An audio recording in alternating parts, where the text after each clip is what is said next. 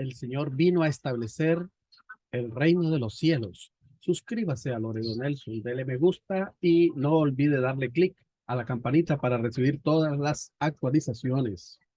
Dios envía al Mesías a este mundo con el objetivo de establecer el reino de los cielos terrenal. El reino de los cielos es el mundo en el cual uno puede estar eternamente orgulloso ante el universo por su preparación al servir con su vida de asistencia, amando a Dios y a la humanidad. Es el lugar al que va quien aprobó en las preparaciones para servir al Señor y quien aprobó en la vida de servicio y asistencia. La humanidad que vive en el mundo actual es la descendencia de Adán, que ha venido descendiendo desde hace 6000 años bíblicos. Por lo tanto, ya deberíamos tener asegurado el estándar de derramar lágrimas, aferrados a toda la humanidad. Si no, jamás podremos estrechar vínculo con aquel mundo. Es necesario tener el corazón de no soportar el dolor en el pecho al ver a un desdichado mendigo, no soportar estar bien vestidos al ver a alguien sin ropa adecuada, perder las ganas de comer al ver a quien padece hambre, simplemente sentir que no podemos estar tan cómodos. Jesús dijo que Juan Bautista era Elías, por quien el pueblo judío había esperado tanto tiempo, Mateo 11:14, pero lamentablemente Juan Bautista ya había negado el hecho. Las palabras de quién tomaría seriamente el pueblo judío. Examinemos qué opinión tenían de Jesús. Jesús era un joven falto de aprendizaje, nacido y formado en el hogar pobre y humilde de un carpintero. Este joven desconocido se presentó llamándose a sí mismo el Señor del sábado y violó este día que los judíos consideraban tan importante como su propia vida. Mateo 12, del 1 al 8. Jesús llegó a ser conocido como alguien que transgredía la ley, que era el símbolo de la salvación para los judíos. Mateo 5:17.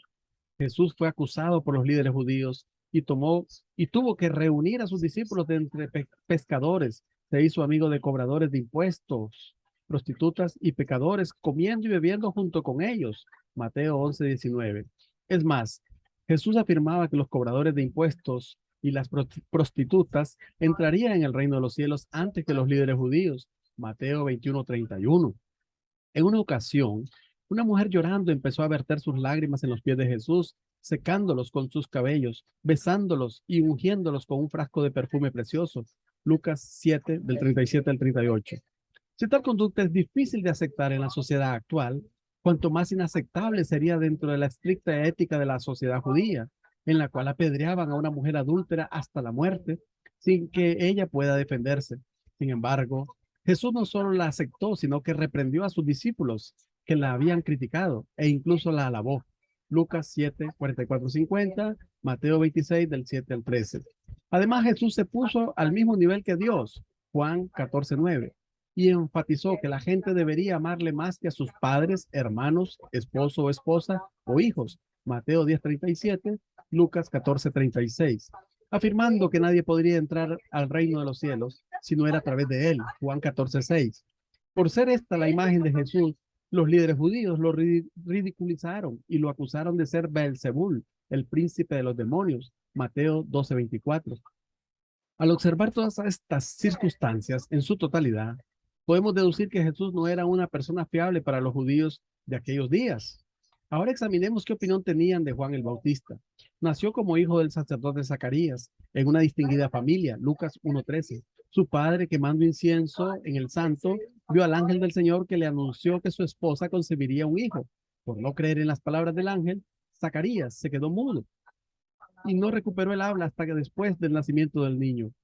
Debido a estos milagros y signos, su nacimiento asombró en gran manera a toda la ciudad. Lucas 1, del 9 al 66. Además, Juan llevó una brillante vida de fe y disciplina, viviendo de langostas y miel silvestre en el desierto, y parecía un personaje tan admirable que incluso los jefes de los sacerdotes, así como el pueblo judío en general, le preguntaron si él era el Mesías. Lucas 3:15, Juan 1:20. Es indudable que las palabras de Juan Bautista considerarían más dignas de crédito y al negar que fuera el Elías, ellos tuvieron que dar más crédito a las palabras de Juan Bautista que al testimonio de Jesús de que Juan Bautista era Elías.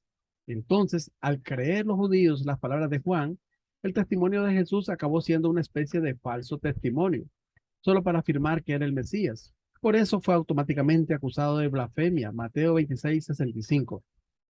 Jesús fue acusado de blasfemo y su imagen se convirtió en objeto de irritación para todos los judíos, lo que incrementó paulatinamente el grado de incredulidad hacia él, ya que el pueblo judío creía en las palabras de Juan Bautista y desconfiaba de Jesús. Ellos no podían sino pensar que Elías todavía no había venido. Conforme a esto, no podían ni siquiera imaginarse que el Mesías ya había llegado. El Señor vino a establecer el reino de los cielos. En su inicio, Juan Bautista proclamaba en el desierto de Judea, convertidos porque ha llegado el reino de los cielos, Mateo 3, 1 al 2. Así también en Marcos 10, 15, yo os aseguro, el que no recibe el reino de Dios como niño no entrará en él, afirmaba Jesús. Y desde entonces comenzó Jesús a predicar y decir, convertidos porque el reino de los cielos ha llegado, Mateo 4, 17. Conforme con lo que hemos visto, si los judíos se colocaban en la posición de creer en la profecía de Malaquías, al no haber venido todavía Elías, no tendrían más alternativa que rechazar a Jesús, quien se autoproclamaba Mesías. Pero por otro lado, si ellos optaban por colocarse en la posición de creer en Jesús, tendrían que negar las escrituras que profetizaban que la llegada del Mesías ocurriría después de la vuelta de Elías. Así, el pueblo judío de ninguna manera podía abandonar las profecías de Dios. Se vio obligado a escoger el camino de no creer en Jesús. Muchas gracias por su atención y como siempre decimos, comparta, comparta, que esto es muy, muy, muy importante. Este tema es muy importante. Comparta, comparta, comparta.